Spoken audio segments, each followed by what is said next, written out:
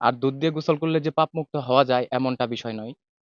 সবকিছু নির্ভর করে নিজের উপর। আমি আজকে দুধ দিয়ে গোসল করে যদি আগামীকাল কিংবা একটু খানিক পর থেকে এই খারাপ কাজ শুরু করি, তাহলে কিন্তু এটা হলো না। আজকে দুধ দিয়ে গোসল করার আমার মূল উদ্দেশ্য হচ্ছে গিয়ে আমি আ ৮ মাসের মতো হবে। ৮ মাস পূর্বে ১ দিনের পরিচয়ে আমি যে মেয়েকে বিয়ে করেছিলাম উনার নাম ছিলেন শর্মিলা। উনার ইচ্ছায় স্বেচ্ছায় উনি এই অনলাইন প্ল্যাটফর্মে আসেন। আসার পর আ যখন এই কনটেন্ট মেক করি, উনি এক পর্যায়ে ভাইরাল হয়ে যায়।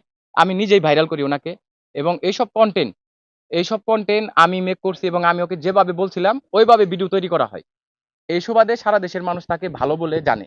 কিন্তু প্রত্যেকটা মানুষের অভিনয়ের বাইরে একটা আসল রূপ থাকে। উনি আমাকে ছেড়ে কখনো যাবে না। আমাকে নিয়ে সংসার করবে এ ধরনের প্রতিশ্রুতিও ছিল। আর ৳৩,০০,০০০ যে দেনমোহরটা ছিল, ওই ৳৩,০০,০০০ দেনমোহর আমি নিজেই করেছিলাম বিয়ের সময়।